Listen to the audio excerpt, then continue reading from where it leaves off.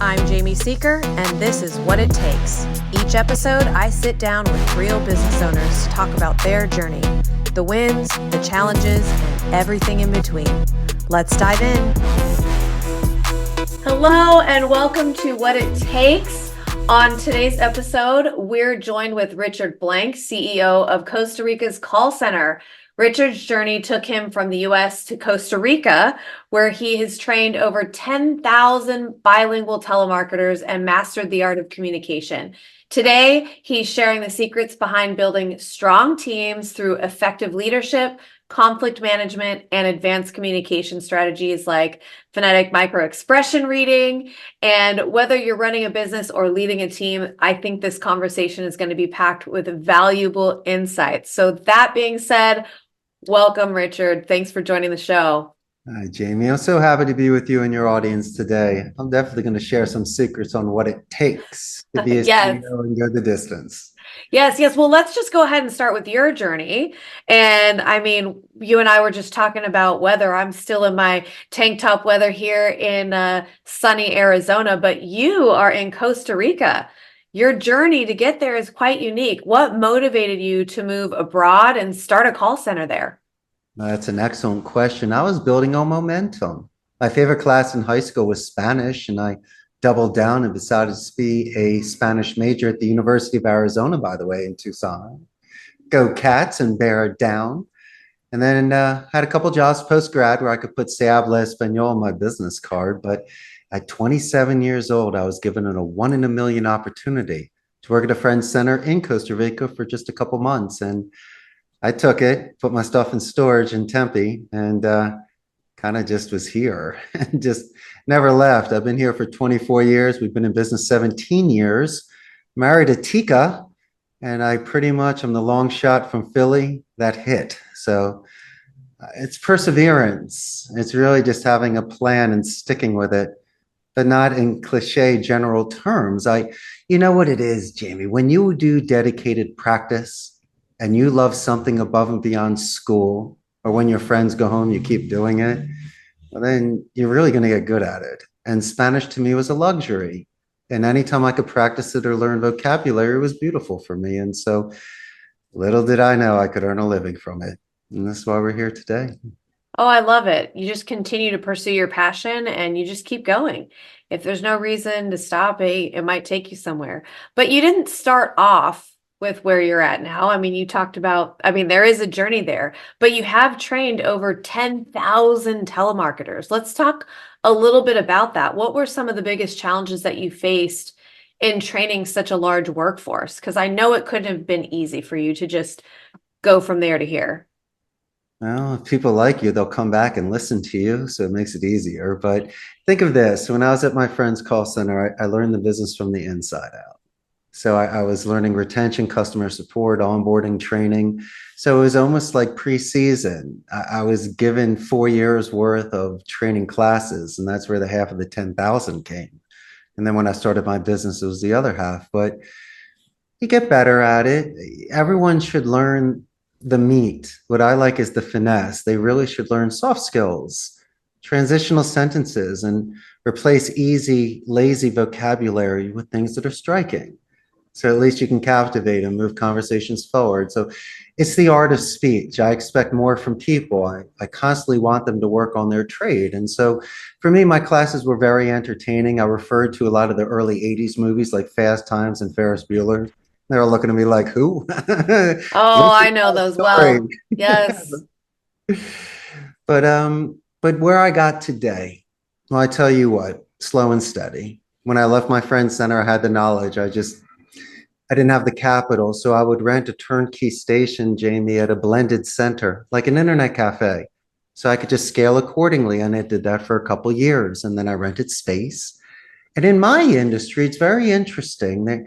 There is turnover. So I was able to buy Dell computers for a fraction of the cost and used office equipment, which is really nice. And so you're setting up rows accordingly. And I did that for 6 years. And then with the stability of the clients and some capital, I purchased property, put on a third floor, and it happened that way. And so Never overextension, never credit or bad partners or desperation. As grandpa said, if you can't do it in cash, don't do it at all. And so I was really living, Jamie, at a pace. So I wished it happened in 2 years. It didn't. It happened in 16 years. But it was slow and steady and it was consistent. And those are the kind of things you can withstand the wiggles and the setbacks and storms. I think that's one thing that's a standout when I speak to business owners who have been there for, you know, not just a decade, they're working on in their second or third decade of doing what they do, and it's consistency.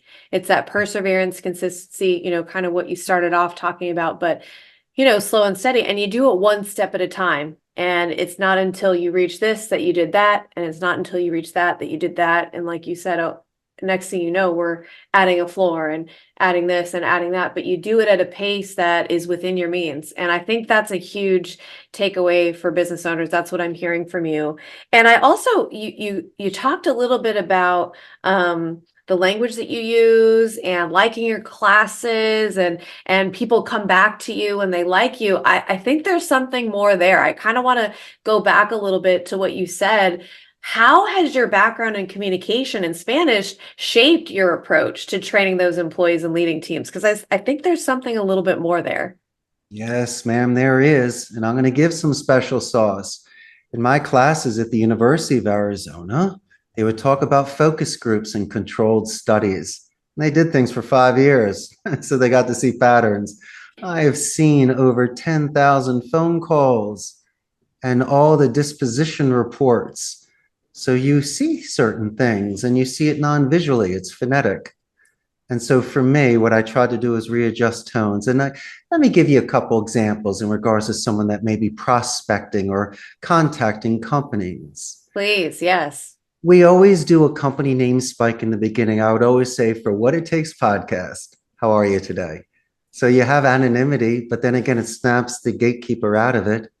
Then they give you a positive reinforcement by saying, who's this? Compared to, we're good, thanks, do not call again, take me off your list, F you. F you, don't curse it, Jamie. And so, no, but you get to test waters. I start with this name spike, then you're going to ask me my name, and I'm going to say, Jamie, that's an excellent question. My name is Richard Blank, but don't give the name of the company yet. Double dip. Just make sure they ask, well, who is Richard Blank? Gotcha. It's not the ego defense. It reduces, and that's a beautiful 30-second intro. And if you do a really good job before I get transferred, I'm going to let your boss know that. So it's a positive escalation. So when you call the company back, you get a hero's welcome. That's one thing. Secondly, remove the word help. You should use the thesaurus. Choose words like assist, guide, and lend a hand. It adds wind. People like things like that. And also, there are times you fall on swords. Your dog is barking, your kid is crying, and you got the worst cell connection ever, Jamie. But I'm going to say, hey, Jamie, for my clarification, was it ABC or 1, 2, 3? And so you might make the adjustments knowing that I can't hear you. And so these are just certain soft skills, and military alphabet is great, so emails don't bounce back. Giving tie-down questions, making sure things sounds good, right, Jamie? Or Jamie, makes sense, right? So instead of a 10-minute call, my friend, you got 20, 30-second calls because you're checkpointing it. And it's like the supermarket. You don't want big bags, but I can take a lot of little bags from the cart of the house. And it's just what you want to carry and the weight and how much control you have and turn taking. And it's a beautiful art. And if people are in the now, especially those that are bilingual, that are translating during this, what high education, what structure and skill. And so I compliment them for it. I just want to enhance it. And most people don't like telemarketers and have negative experiences. But Jamie, if you can retain a client or get an upsell, or best yet, a referral, like your podcast, everyone's talking about it. And even here's the big thing, my friend, the worst case scenario, the exit interview. God forbid you and I did something wrong. Maybe this person would take the time to actually tell us how to straighten our tie, right? And that's what I've learned over the last 16 years. And I try to pay it forward in a certain way. So people just don't see it as cookie cutter. They might want to live it. and have certain skills that they can use outside of the office.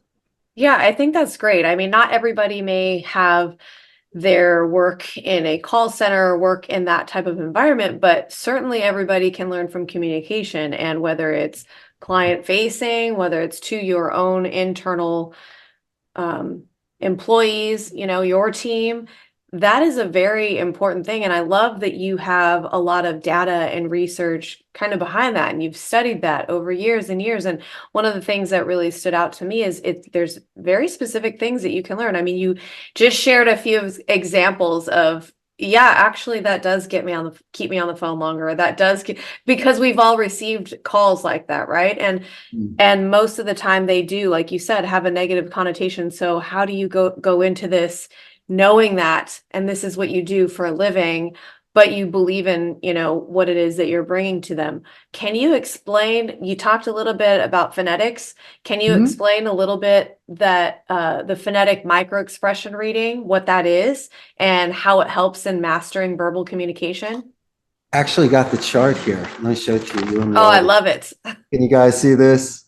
Yes, it's backwards though, or upside down. Did that There on you go. purpose. I'm only kidding. That's why There it it's is. live. You got it? Yes, yes, yes, Remember in eighth grade, you had the XY chart? It's very simple. absolutely.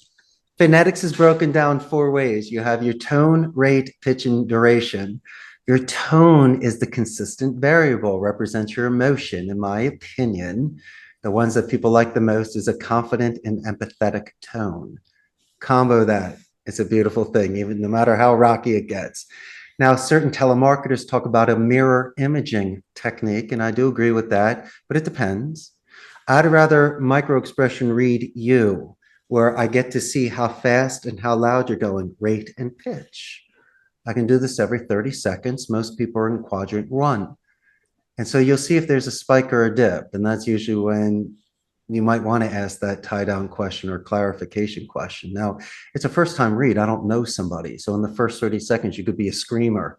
At the end of the call, you're purring like a kitten, and vice versa. And who knows what happens in the middle rounds. And so be realistic, take other things into consideration. I was going to mention something too, Jamie. In order to reduce fear, do some due diligence prior to a phone call so you can leave a custom made voicemail, email, or just have 4 or 5 anchors with them so it's not just small talk at a cocktail party. How boring. If someone starts talking about pinball machines with me or the Philadelphia Flyers, at least you're getting 30 seconds of my time. I definitely want to know who you are, especially you being in Arizona. We got 1,000 things to talk about up there. But I tell you what, you pace it because I do not want crosstalk or interruption. That's on you. Someone might need for you to raise your voice or to lower it because they're, not in traffic. So pay attention to that too. That's what you're mirror imaging. And also, I want to know what you know, because if you're spiking or dipping, that's the tell sign. But then again, you say, Richard, can't that be manipulated? And I said, Jamie, of course it can. I can totally manipulate my tone, rate, and pitch. But guess what I cannot manipulate? The answering speed. It's your subconscious. You can yell at me, curse at me, scream at me, interrupt me. Fine, do it for an hour. But there's absolutely no way if I time you and give you 50 different subjects and talk about 50 different things, you will answer me the same. That's why the cops always show the picture on the fourth question. So tough Johnny starts crying, and then his demeanor changes. And so, that's the obvious thing, but it's very interesting to see if people are pondering, if they're typing something, if they have a question. That's why boxing is not just rock'em sock'em. It's very interesting to see your size, strength, and strategy. When you do respond, how you respond. Have you adjusted your tone? Please, these are positive and negative reinforcements that people are so afraid of being hung up on. Well, then have a romantic death. Really, have a beautiful call. Have a solid 2 minutes compared to a shaky 10. And really checkpoint it. And if you can do this, you might earn the respect of the people on the other end. And that's how you get the time, because you're prepared. But you're prepared for the zig and the zag. If you start reading script, you're reading, and it's a print, not a painting. It's disgusting. That's why the due diligence comes in. You can take a breather for a minute and have a laugh, and then really have that foundation so there's no pressure to set that appointment or to make your point. And these are the things that are easier said than done, my good friend. But with Yeah. dedicated practice and with good intentions and studying beautiful speakers that influenced you. If I may make a plug, I used to love Remington Steele and the Face Man from the A-Team. Those are my mentors. So if you want some homework, audience, watch those shows and learn from the masters. But it is a nice gift. It's given me a career, and I've been able to have the luxury of a trade where I can train people rhetoric and composure and delivery. And with people chatting and texting now, Jamie, most people are making phone calls. And so I want these people to be aces and really be beautiful in their speech. So I take it to heart. So Yeah. And obviously that applies to you and your team through these phone calls, but everything you touched on, that is applicable in any type of communication, whether I'm right. making phone calls for a living or just having relationships with people. So I really love that. And you also kind of allude to that a bit in how you manage your team. You emphasize employee motivation. They keep coming back because they like you. So talk a little bit about your techniques like gamification. I mean, you threw some boxing in there and some other things. I think that may be ingrained in some of the things. How does this play a role in keeping your team engaged and motivated? You got to realize they have a life outside the office. They're taking care of kids and their parents, and they have stress, or they're in love and they have puppy love that day. I don't know. Come on, Billy, keep making phone calls. No, only kidding. But how do I know? Because I've been there. The greatest cops were the kids that broke windows in their teens. They can see the kids and they know how to readjust. And not saying I was a straight A student, absolutely not. But I tell you what, I love giving second chances when they're deserved. And I have to follow labor laws. That's important. But I tell you what, if someone needs a timeout in between normal break time, we will go downstairs and play some air hockey and pinball. Yeah, I collect machines. I have the room for it, and arcades are going out of business. And so, yeah, my 12 pinball and fighting machines and Pac-Man, you got to love it. What does it do? So they're not isolated. It's a happy medium. They're letting off steam, recharging batteries, meeting people from other departments, and allowing to compete with me on a level playing field. So if they beat me, they can brag, but they're not going to beat me. And I so love it. and then so you ask about the special sauce. It's recess, my friend. It's playing together. It's laughing and seeing different sides of people. So they're not so stiff and reserved. And you get to see a competitive side of someone. If they win 4 games in a row in air hockey, put them on the phone again. Wait till they start ripping phone. What's up, champ? They're in the greatest mood that day. And so it's a gift that keeps on giving. So they're not on their phone or having a cigarette. They're hanging out. And I like that old school way. I do too, that connection, that real human connection. But with that kind of connection, often, and in leadership, you'll see it brings conflicts. So you're forced to have to manage those conflicts. What are Sure. some key conflict management strategies that you've learned over the years? Well, I try to listen as much as possible because I could get the first impression. Yo, Jamie's cursing. I'm like, Jamie's cursing because she never curses. I go, something must be going on. So I like to give benefits of the doubt. Come on, what's going on with Jamie today? And so I'll let you gas it out. I don't like scenes, so we can do things privately. And it's not a principal office thing. You decide where you're most comfortable. Do you want to walk around the block or do you want to go to the third floor office? And so you have some coffee. People are there that you care about are sitting with you. If you need to describe it in Spanish first, so it's easier for you, that's great. I'll bilingual and it's your language. So make your point perfectly clear. And we see what we can do. I give a track record into consideration. I'm going to say it again. Life happens. I've seen men twice my size just break down and start crying. And I've seen women that are half my size as bold as a lion, and I couldn't be more proud, and everything in the middle. And so it's a sensitive moment for people. And a lot of the times, Jamie, when they've made themselves so vulnerable and they become embarrassed, or you could use that as leverage against them, and you don't. You realize that you really respected them and they showed you their core. And so if you want to talk about somebody that will be with you for the next 5 years, well, maybe you got them to get it out and they had nowhere else to get it out and they were losing their mind, and all of a sudden it's you. And sometimes you can't help it. And it depends on how you react to it. And I've always been raised to really respect people's emotions, because they'll forget what you say to them, but they'll never forget how you make them feel. I And love that quote. Yes, I, and I, absolutely. and I agree with that 1,000%. Don't quote me on it. I'm quoting the master. Yes, yes. And so when I see people at their weakness, you really could twist the knife and you really could kick dirt and you could fire them. Fire them, Jamie. Absolutely not. Don't you dare.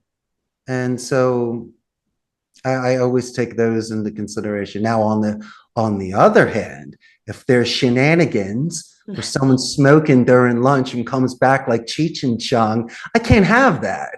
Or if they're not making their phone calls, or they're a cancer, or they're disruptive, they get the legal warnings, but then there's a point of where I just can't hit the ball and drag the kid anymore. And so I see such wasted potential. I see That's people that have the ability, they just don't have the focus. That's really great. And I think having that discernment between accountability and knowing when it's appropriate to hold them accountable or respectfully part ways, and when it's some life happens and this isn't just a something that, they proactively do all the time and this is who they are. This is something that happened to them. And what I'm kind of taking away from you is being a safe space for them to come and bring whatever it is that's going on and kind of just help them to work through that, because what you get back from that is exponentially more, if you work through it together and they have that safe space to, like you said, just get it out Yeah, but and work through it. Jamie, realistically, out of 100 people, how many would actually come to me like that? It's very low. But I tell you what, you are right. If I do something with one out of the 100, they might tell the other 99.